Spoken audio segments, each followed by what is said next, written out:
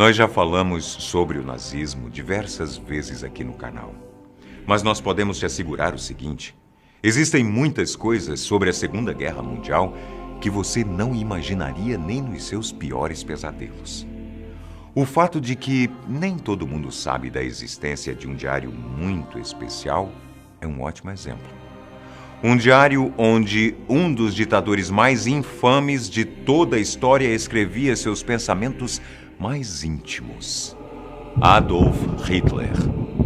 Ele escreveu centenas de cartas e manuscritos que nós, meros mortais, sequer imaginamos o seu conteúdo. Mas podemos ter uma boa ideia se levarmos em consideração o famoso Minha Luta, Mein Kampf, cunhado pelo próprio ditador alemão, que acabou se tornando uma espécie de Bíblia do nazismo. Muito além disso, sob o comando de Hitler, muitas nações europeias viveram tempos negros. Milhões de pessoas viviam como se houvesse um fuzil apontado para suas cabeças o tempo todo. Será que você está pronto para descobrir as 3 coisas mais insanas que Hitler fez durante a vida? Eu sou Antônio Bocco e seja muito bem-vindo ao canal Fatos Desconhecidos.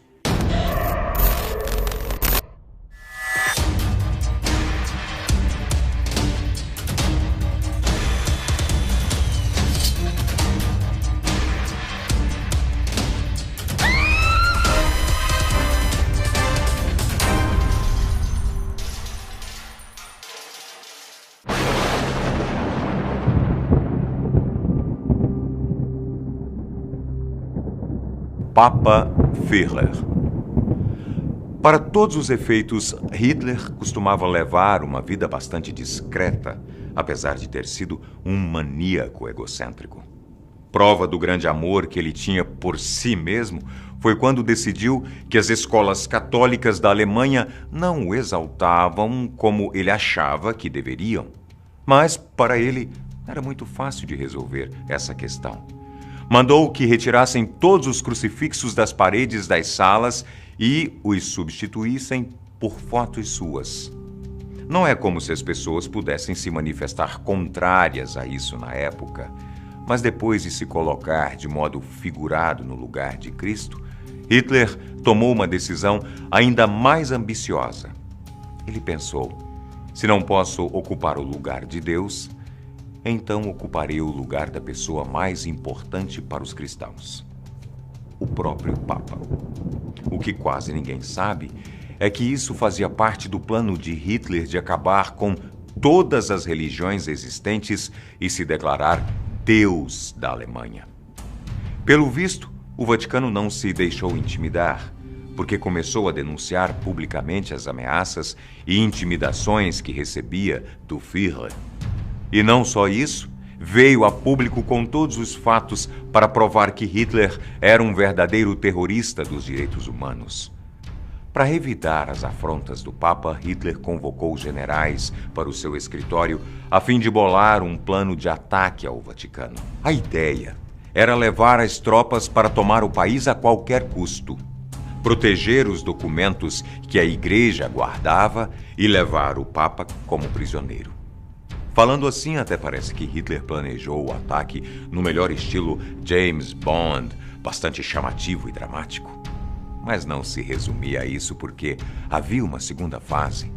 Depois que os soldados nazistas tomassem o controle do Vaticano, o plano era que um segundo pelotão de alemães viesse como os salvadores da pátria, dizendo que os responsáveis pela invasão eram, na verdade, a máfia italiana, e que haviam matado o Papa no meio da confusão.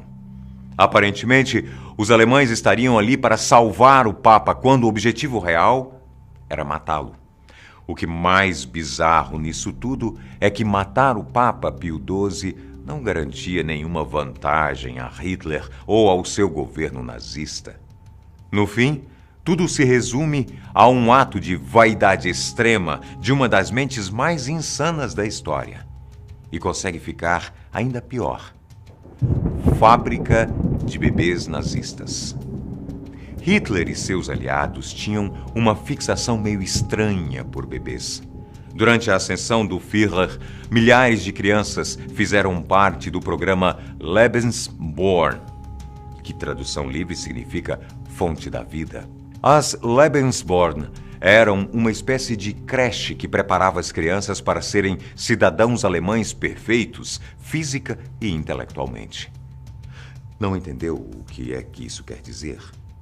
De uma maneira muito simples, as Lebensborn criavam essas crianças para estarem no auge da sua condição física e garantiam que todas elas estivessem de acordo com o padrão de beleza nazista. Isso quer dizer que as crianças recebiam uma dieta restrita e muito rigorosa. Eram educadas e doutrinadas a pensar e agir como um nazista. E acredite se quiser, tomavam banhos de luz ultravioleta para clarear os cabelos. Tudo para transformar os bebês em crianças brancas e louras, de acordo com o que o Estado considerava ideal. Aí você nos pergunta, mas de onde vinham tantos bebês? A resposta é de diversos lugares, e a expansão do território alemão foi decisiva para isso. Durante as invasões, os soldados escolhiam as jovens de melhor aparência para procriarem.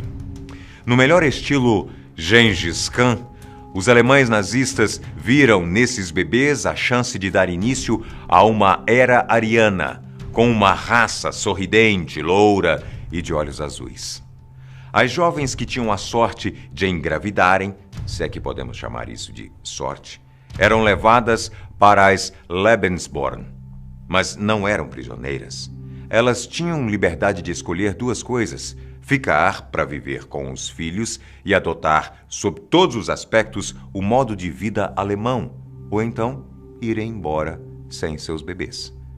No caso das mães irem embora das Lebensborn, as crianças órfãs eram adotadas por famílias alemãs que viviam próximas das fronteiras do país. Estranho seria se os nazistas não tivessem se aproveitado da situação a ponto de sequestrar crianças dos países vizinhos, incluindo judeus que viviam na Polônia. As estimativas mostram que pelo menos 100 mil crianças foram dadas como desaparecidas durante a guerra. 100 mil crianças. Aquelas que não tinham a pele tão clara eram descartadas e enviadas para os campos de concentração junto com os pais. O mesmo se aplicava às crianças que eram resistentes aos ensinamentos nazistas e não tinham origem germânica. Basicamente, quem não se enquadrava no padrão era mandado para as câmaras de gás. Para você ter uma ideia, cerca de 250 mil crianças que passaram pelo programa Lebensborn foram executadas. No Museu do Holocausto, em Washington, D.C., você pode ver com seus próprios olhos verdadeiros tanques, piscinas, se você me permite o exemplo, cheias, lotadas de sapatos de crianças que tiveram esse destino durante a Segunda Guerra Mundial, sob o governo nazista. Surpreendente mesmo é o fato de que muitas famílias judias preferiam entregar seus filhos para o Lebensborn, com a esperança de que elas não fossem levadas para os campos de concentração. Dos milhares de bebês que passaram pelo programa, só 25 mil voltaram para suas famílias de origem. E das muitas que ficaram órfãs na guerra, tiveram aquelas que renegaram seus verdadeiros familiares, dizendo serem superiores e de raça pura. O Diário do Diabo. De todos os documentos que foram apreendidos pelo FBI, uma série de cartas escritas pelo próprio Hitler nunca vieram a conhecimento do público.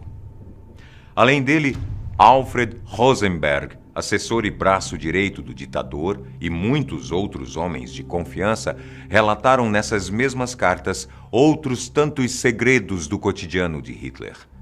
Juntas, elas formam o Diário do Führer. O valor desse diário de Hitler ultrapassa qualquer valor monetário, já que ele esclarece muitas decisões de Hitler durante o Terceiro Reich.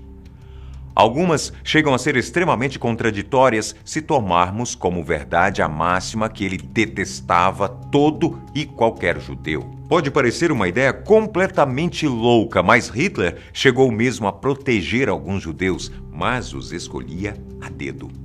A organização conhecida como Voz Judaica na Alemanha descobriu um documento de 27 de agosto de 1940, que foi escrita por Heinrich Himmler, chefe da Schwarzstaffel, que comanda o serviço secreto nazista, a Gestapo.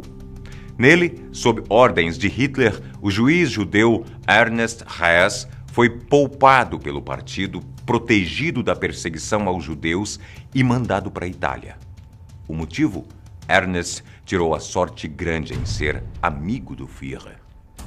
Você pode até duvidar que Hitler tomou a decisão insana de proteger um judeu, mas graças à comparação entre documentos oficiais, historiadores já comprovaram que a carta de ordem é mesmo verdadeira. Até onde se sabe, o juiz Hess voltou para a Alemanha antes do lugar se tornar novamente um território seguro para os judeus. Outra coisa que ele não sabia era que a ordem de Hitler havia sido revogada, então ele acabou capturado e obrigado a trabalhar como escravo. Ele poderia ter morrido no momento em que voltou à Alemanha, mas sua influência e contatos o fizeram escapar da morte. Hess acabou se tornando chefe numa ferrovia em Frankfurt e morreu em 1983, quase 40 anos desde o fim do nazismo. Esse é só um dos muitos arquivos que estão sob proteção de juízes e advogados. E com certeza, existem outros trechos que podem não ser divulgados jamais. Pelo que dizem, essas cartas que formam o Diário de Hitler poderiam incitar uma nova onda de comportamentos radicais. Estes foram as 3 coisas mais insanas que Hitler fez durante a vida. E não se esqueça, os psicopatas estão em todo lugar. Às vezes ao seu lado, às vezes dentro da sua casa, às vezes no poder. Até o próximo vídeo.